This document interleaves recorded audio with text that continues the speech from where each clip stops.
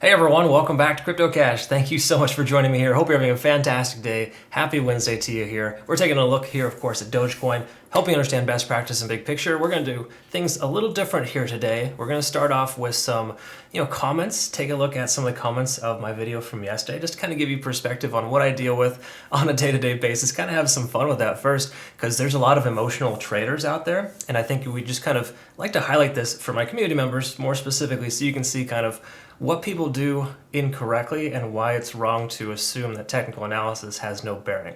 All right, so again, just kind of a foundational thing there to kind of help teach you, because I don't care for Dogecoin, I don't care for Bitcoin, I don't care for Ethereum. They make me money. There's a different story though, right? So in truth, I'm not emotionally invested in any of these coins, and you shouldn't be either, okay? If you are, you're doing it wrong, plain and simple. You're an emotional idiot. That's all there is to it. So here's kind of just something to kind of show you here. Here's my comments, just kind of putting everything together. Of course, we got typical standard stuff here with my Bitcoin video, of course.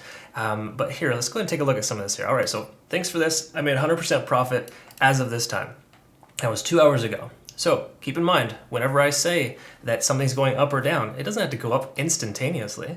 It can go up within days, weeks, or months. But in most cases here, what I was referring to is that the price is going to continue lower until it hits its support level, which it is kind of trying to do right now. Anyways, take a look here. Not hitting on your 17 years trading experience. However, your TA was wrong. It almost sounds like almost all TA are hit and miss until they are hit one. So again, all well and good, perfectly fine. Technical analysis is never 100%. I get that. That's cool. And let's take a look here. You talk about Doge and Bitcoin like it's a normal, tangible stock. It's not. I like you, man, but I think TA is the only window with cryptocurrency. It's a bogus entity and definitely unpredictable. True, the market is absolutely unpredictable, but technical analysis leads me to have an 80% conversion rate on my trades. What is your conversion rate with your emotional trading? That's my question. Thanks for the video, bro. You're welcome, Daniel. Let's give you a thumbs up and a heart. Appreciate that. It was proven that technical analysis won't work on community tokens. While this is relatively true because there's a lot of the fundamental analysis, there is still very much a lot of truth in this. Every time I've covered Dogecoin, it's done exactly what I've expected to do. And the reason why isn't because I have a crystal ball. It's because I look at overextension and understand, generally speaking, what a coin typically should do as a result of being overextended. Cryptocurrency is so easy to manipulate, but it's so easy to understand greed as well and to get ahead of that, all right? Anyways, very last thing here, we'll just go ahead and summarize here with, what is it? Were ya? All the hate you have against Doge. Don't hate Dogecoin. Last time you said it will go lower, but it went up really high today. Do your math. Yeah, it was because Elon tweeted something about Dogecoin, right? So again, are these things you really want to rely on? Do you want to have a future on investing in something that is reliant on somebody that has billions of dollars that sends out a message through Twitter that they just bought? Do you really want to have a coin like that? I don't know, just kind of think about this and stop being so, emotional, I guess, for lack of better terms, because that's really what it looks like. So to my community members, that's an example of what not to do. Try not to be that kind of person, that guy or that girl that essentially just is fairly dim-witted in understanding that there's a lot more to trading than just the fundamental analysis with these other YouTubers telling you that this coin's going to be worth billions someday because one person got lucky. That's not what you do. That's not how you build a good foundation of being a good trader, okay? All right.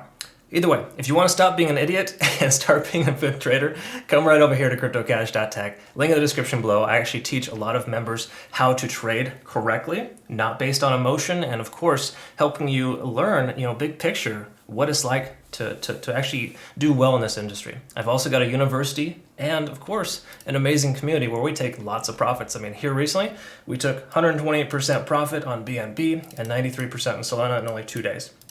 Some of my trades take a little longer, some go a little quicker. It's just the way it works. Sometimes you can't control the market, but what you can control is, your emotions and your trade results. And look at this, Aussie for a nice short here, probably a very high leverage, my guess, when it came from 74 to 52. But generally speaking, that's kind of where we're at here. Our community is just killing it, and everyone is fantastic. I'm super, super proud of how well everyone is doing. So keep up the great work, guys. I'm super happy with that. And guys and gals, of course, too, because we do actually have quite a few females in the group. We've got over 200 active members at this point, and it's a really nice experience. Last but not least, too, of course, is the King's Cup initiative. It's global, an invitation rather, essentially just an opportunity for you to benefit significantly. So you can register. I'm going to provide this link to my team here soon. And if you want to become part of that, make sure you use the Bitget link in the description below. You'll be eligible for future prize pools and giveaways too. So here's where we're at with Dogecoin. Let's go and jump right in. And just to kind of preface too, this is right when I sent out my video yesterday when the price was increasing. And I said that it was extremely overextended and likely going to continue lower. So we'll talk about that here in just a moment. But as you can see, it's tremendously lower than it was before. And, you know, hey, I hate to say I told you so, but I kind of did. All right, so here's the thing with the daily. First and foremost, we're approaching, and we're not there yet, but we're approaching a bearish engulfing candle. So if today's candlestick closes below 12.7, then we're in a position where the price action could continue lower from there, okay? If it holds its current price point, which is maintaining itself right at this Fibonacci retracement level of 12.9, we're probably gonna be in good shape to potentially see another leg up, okay? There's potential there. But once again, we gotta look at it abstractly and see if it is still overextended and what the convergence might look like if there is one, and kind of go from there. Another thing also is that we have 70 on the RSI coming here soon to be tested, okay? So oftentimes when you test 70 on the RSI and it's been up and over this for a while, it can sometimes bounce. So there's a good chance that if the price were to come down, just say it continues sideways for the next 24 hours, we could see a bounce off of 70 and the price could continue higher. That could very well work as a support level, okay? So there's definitely that option, but in truth, we are starting to lose this momentum. As you can see here, oscillators starting to tell us, hey, the momentum has shifted from bullish to less bullish. And again, you know, you got to understand when things are less bullish, it doesn't mean that it's instantly bearish. Okay, it's not like there's always a gray area in trading. It's not, you know, red or green specifically. Even though all the charts look red and green, for the most part, there's gray areas you want to kind of pick up on. And this is that gray area that tells us, hey, we're losing that momentum to the upside. All right, and it's just kind of all well and good normal stuff here, right? Because again, Elon bought Twitter and everything kind of went crazy. He sent another tweet, and now it's coming back down, and guess who's taking profits on the way down? All the whales when you're stuck at a higher position because you emotionally invested, okay? So do not emotionally invest in anything because it just has no bearing, right?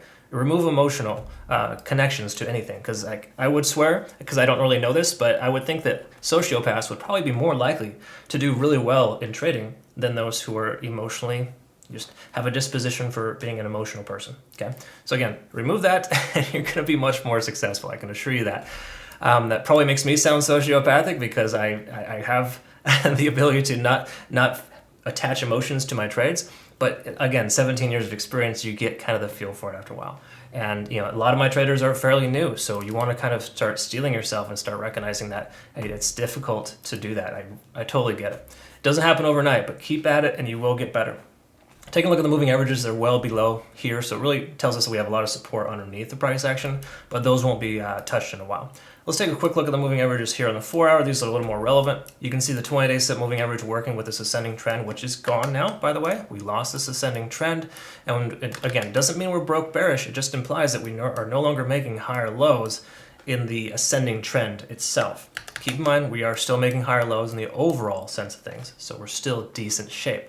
Also keep in mind too, and this is for all those naysayers saying that technical analysis means nothing, take a look at Fibonacci retracement levels. Look at how well the price action is staying within these ranges before it breaks either above or below, okay?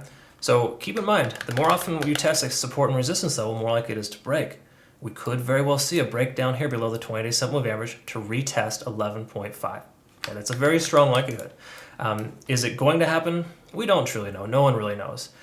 Maybe some of those folks in the comments know. I don't know, but I know I don't know. And what we can do is only extract information that we have to try to make an evaluated decision or an informed decision, essentially.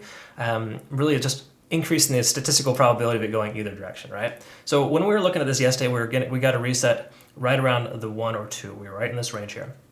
We're now at 6, okay? So we've had 6 4-hour candlesticks of downside here, and that's really just telling us that, hey, the last 24 hours have been fairly bearish.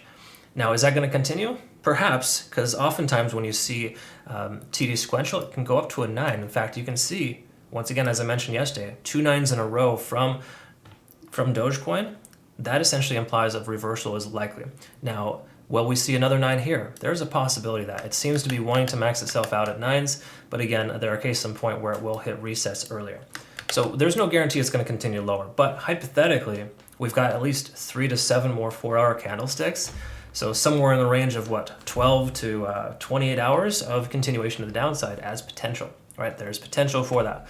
Is that going to happen? Maybe, maybe not. I mean, the key takeaway here, if we take a look at the volume, we can kind of see that there's the most amount of volume accumulated at this range here, which implies it's a nice support level. 12.9 is a good support. So hypothetically, we should see a bounce to the upside from here based on that sentiment. But once again, you never base anything on just one indicator alone, right? We're looking at everything, trying to get an informed decision, help you understand that. So in that regard, if we're taking a look at some other things, we can see 50 on the RSI is soon to be tested. Just say hypothetically the price action goes sideways, the RSI will naturally calm down and potentially bounce off of 50 and see something very similar, okay? So once again, no guarantees here, but I don't love what I see here in the overall sense because the momentum to the downside is still increasing. Also bear in mind, we have the Fed meeting today here in just a couple of hours. When Jerome Powell gets up there and does his thing, it's a very common characteristic. The last 2 Fed meetings, we've seen an instant decrease followed by a significant increase after that. So that follows suit. We should likely see Dogecoin come down, bounce potentially off this area and continue higher. So a lot of signs are pointing to the fact that we may lose the support level, but the strong likelihood of a bounce off 11.5. So again, just some things to kind of think about, but in truth, we truly don't know. Today's going to be a bumpy ride. I would try to be prepared for that. So here we are with the 1 hour Ichimoku cloud. Take a look here. And as I mentioned before, previously we were looking at likely closing our long position, and it's confirmed now because of course lagging span is intersected with the price action. So if you're in a long right now, you probably want to be better off taking some profits if you haven't by now. In truth, you should have taken profits about 12 hours ago. As I mentioned that the price with the likelihood of coming down, losing this trend line, you'd want to consider taking profits or potentially consider a short position. Some of my team members actually did very well and took some shorts to the downside. I didn't because I don't touch coins like this. I don't really like to be able to trade coins like this because it just doesn't make any sense, even though the technical analysis is oftentimes spot on. Same thing with Terra Classic. I don't touch that coin at all, but like 9 out of 10 of my videos that I made about that, it actually did exactly what I expected because they are always consistently overextended, and overextension plays are just really easy money. So anyways, if we look here on the hourly, we can see the conversion lines below the baseline. We're below the upper and lower lead, and of course lagging span is below the price action. So in essence, right now, this is telling us that we want to short, and hypothetically short would be a potential viable option here to make some profits. Because again, more often you test a support level, more likely it is to break. Look at how many times we tested this previously and it exploded to the upside. That was probably likely a short squeeze and or a tweet from, from Elon himself. And of course, we see this here. Unless there's a tweet to save the day, we're going to see the price action probably continue lower just based on the consistency of retesting that level. Okay. All right, so that's pretty much everything I have here. Again, sorry to go on a rant. I just kind of like to, correct things before they become a problem. So again, I'll probably get a lot more hate today too, and that's all well and good. Haters are our biggest fans, right? That's what we got to know. And then, in truth though, to my community members, just kind of speaking to you guys, be very careful and cautious today if you are going to be trading into the Fed meeting. I have some signals ready to send, but I haven't sent them yet because I'm waiting for the price action to do its thing before I jump in. That being said, be cautious, be careful, and make sure that you are trading with, I wouldn't say a tight stop loss. It sounds kind of counterintuitive, but if you have a tight stop loss today going into the Fed meeting, you might see some problems because there's really strong wicks up and down during those time frames, and a lot of those are liquidation hunts. Okay, so just be careful. Sometimes I would say loosening your stop loss in this regard is positive. Again, every coin is different, but for the most part, Bitcoin stabilizing itself fairly well at its current price point. Traditional markets are down. And that's a positive sign going into this, because if we're at 0.75 or higher, we can expect the price to go down. If it is 0.75, we'll probably see some nasty volatility. And if it's under 0.75, just say 0.5 or lower for inflation, then we're going to start to see some bullish momentum. Okay, a lot of interesting things could happen, but just be cautious and optimistic, and again, expect the worst and hope for the best. That's really all we can do. All right, thanks again for joining me here. Look forward to working with you if you want to become a community member. CryptoCash.tech is a site. Link in the description below. Have yourself a great rest of your day. We'll see you next one.